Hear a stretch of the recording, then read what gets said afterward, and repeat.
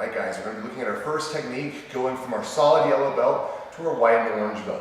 So this is going to be our returning to the pendulum motion, but he's going to rip his arm out, which happens. So I'm going to be attacking his arm, doesn't want to get swept, doesn't want to get armbar, rips the arm out, leaves his head and arm for a perfect triangle. So we're going to look at setting that up. So, quick review, control the arm. This hand's going to go under the knee. I swing my leg out, he rips his arm out. All right, so now this left leg is going to hook here, and I'm going to swing my head a little to the other side. I'm going to close this diamond position. Bridge up, move the arm across, hook his head, and now I'm going to hook my own shin inside this leg so it doesn't get in my way. Put that foot in the hip, change the angle, close the triangle. So this hamstring is right over that shoulder. Squeeze. And I'm doing three things. I'm pulling down, I'm pushing up, I'm squeezing my knees together. But when it's all at once, it's like this three-way vice that you can't really see. It just looks like I'm holding his head sometimes. That's the pendulum to the triangle. We're going to look at some more triangles in just a minute.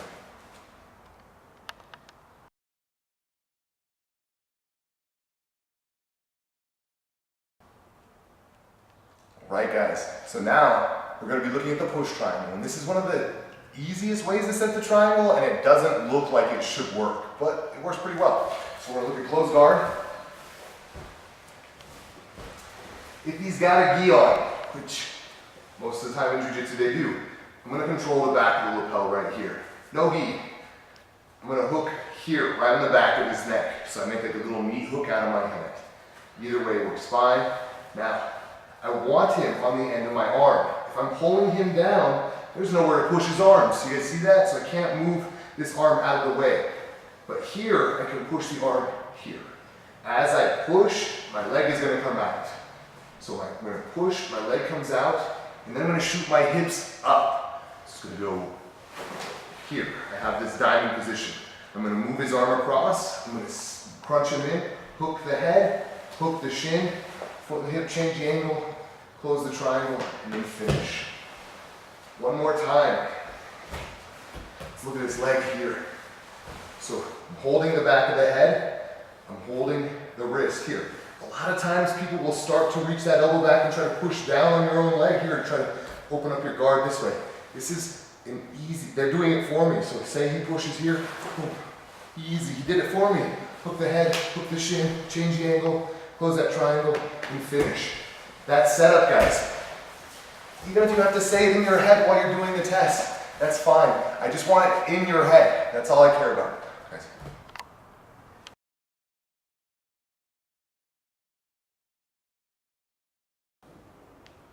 All right, guys, it's time to look at some passing. So we're going to be looking at passing with the basic over-under guard pass. So this is an excellent open guard pass. So we can start off in this butterfly position. All right, so it's called the over-under because one arm is under his leg and the other arm is over his leg here. So the arm that's under, I'm going to reach through, and this arm is going to be reaching to his calf at the same time here. Okay. Once I get this leg trapped, I have to keep it between my legs so I don't give him a triangle.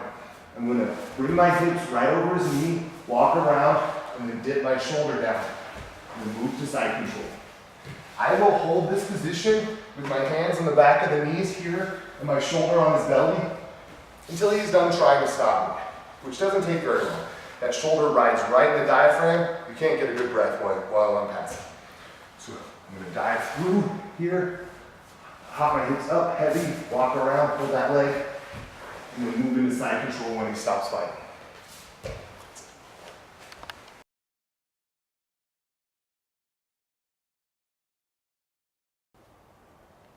Alright guys, it is bullfighter time. So we're going to be looking at the basic bullfighter passing. So the professor's going to be laying on his back here. And my grips are pretty important. So the grips I want are right inside the knee and just below. If I grab too high, I get sweet grips, but his legs work really well here. If I grab below and put a little weight on my hands here, he's pretty strong, and he's going to have a hard time getting those feet off the ground. So I'm going to hold here. It's almost like a push-up, but I have a fair amount of weight on my feet still. All right, so you can kind of fake one way or the other, but the thing that's important, guys, is I'm gonna move across here. As I start to move, I keep my right hand on this leg, drop my shoulder here, keep the right hand again until they stop fighting, and then let go and start to secure your side control. One more time, super quick. Grip's important. Grab inside the knee, just like I'm making two fists. So it's pinky, it's basically these three fingers that are holding the grips. My index finger doesn't do much. Holding down, I'm gonna hop to the side, drop that shoulder, and then secure side control when I can.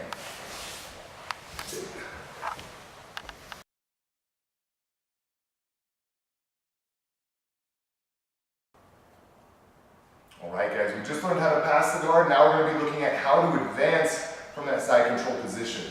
So we're going to look at the most dominant side control position you can get. So a little bit of an angle change here. I want to scoop under the head and then under the arm here. How I grab is important.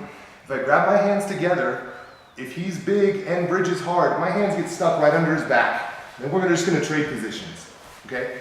So my right hand is going to reach for the armpit. My left hand is going to reach up just a little bit here, okay? The first part of the technique is I'm going to turn his hips away, and this is just to expose his elbow a little bit. So that left elbow. I'm going to slide my right knee up by his head. Now, I'm going to slide this hand up and put my head to the floor. My chest is squishing his head. That's what I want to do here. And then I'm going to slide my knee from the hip all the way to the armpit, pull those knees together, flop my foot out, and now I'm in mount. All right, then from the mount, sorry, skip the head. We're going to be looking at the basic Americana. So we're here. I'm going to go 2-on-1 and drive that arm with my body weight. I'm going to drop my elbow to the corner of his neck and shoulder. Reach under his elbow, control over my wrist here, and I'm going to slowly drag and then finish, okay? Slowly drag and finish.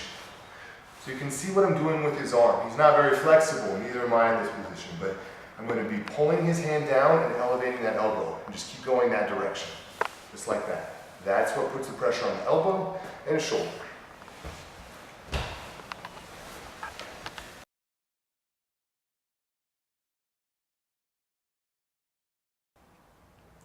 Right, guys, so we're done with the guard passing, we're done with the mount. I want to look at one more self-defense option in this block. So we're going to be looking at escaping the headlock on the ground, which can be a nightmare. We're going to look at a really high percentage headlock escape from this. So first thing, just so we know we're holding the headlock right, we're going to be sitting or laying down in our scramble position. So this is where we start, here. Professor's going to sit up, he's going to start to grab my head, and I'm going to roll toward him. All right, there's a little checklist in the headlock. This arm, if he controls it, we're not in a headlock anymore. This is a scarf hold. This is way worse. I don't want that to happen. I want to keep my forearm tight in on his hip here. I have to be on my side. If I'm straight up and down here, I might not get out. I need to be on my side here, okay? So now, my left arm, it's kind of like I'm just going to be swimming here, but I'm going to be pulling his head toward the mat. I need a little help from my body. I'm going to use my legs. I'm going to split them in the running position. I'm going to drive off my toes and put my forehead to the mat. Right now, Professor's going to be super floppy, so he's just going to relax as I do this, and then we're going to look at what happens when he's like a rock. So I'm going to push here and get to my knees. He just relaxes here. I'm just going to go straight over to that top position here, and I'm basically in the mount with the back. All right. When you're training against people that don't understand how to do the headlock, that's what you're going to get. That's what I want you to do. When you're training against somebody that is a good headlocker, we're going to look at that in just a second. So we're laying opposite. Professor sits up, I turn into him. Just a little, I hide my elbow right here. I'm going to be pulling his head down, exact same motion, but he's going to stay in this tense ball. So I'm going to be driving, trying to get my head down and get my knees to the mat here. I'm going to hook his shoulder, pull my right arm out. Now, I've got this forearm or my palm. Doesn't matter. I'm going to step my foot as close to my hand as I can and take him back into this open space over here. Now I'm on top. All right, that's the last technique for your orange and white belt. Good luck.